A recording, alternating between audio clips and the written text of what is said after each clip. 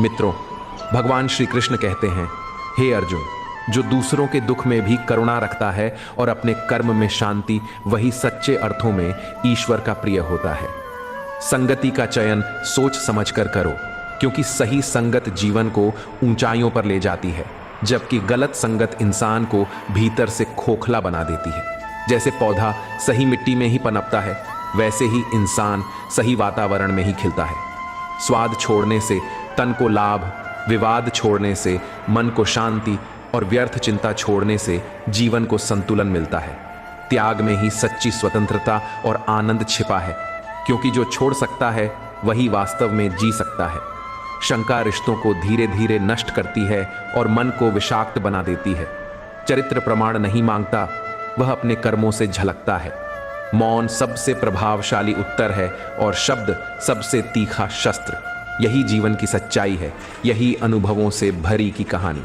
हमारे जीवन में हर परिस्थिति कुछ सिखाने आती है, बस हमें उसे समझने की दृष्टि रखनी होती है। जब हम विपत्ति में होते हैं तब अक्सर हम शिकायत करते हैं कि भगवान हमें क्यों परख रहे हैं, लेकिन सच्चाई यह है कि वही कठिन समय हमें मजबूत बनाता है। मित्रों, भगवान श्री कृष्ण कहते हैं, हे अर्जुन, जब कोई व्यक्ति अपने कर्म पर ध्यान देता है और परिणाम की चिंता छोड़ देता है, तब वह अपने भीतर के भय और भ्रम से मुक्त हो जाता है। श्री कृष्ण का हर उपदेश यही सिखाता है कि आस्था, धैर्य और सत्य के मार्ग पर चलने वाला कभी पराजित नहीं होता। उन्होंने अर्जुन को यह बताया कि युद्ध केवल बाहरी नहीं, भीतर का भी होता है, और जो अपने मन के भ्रम पर विजय पा लेता है वही सच्चा विजेता कहलाता है। हमें हर कठिनाई को एक अवसर मानकर आगे बढ़ना चाहिए, क्योंकि जब तक हम गिरेंगे नहीं तब तक संभलना नहीं सीखेंगे।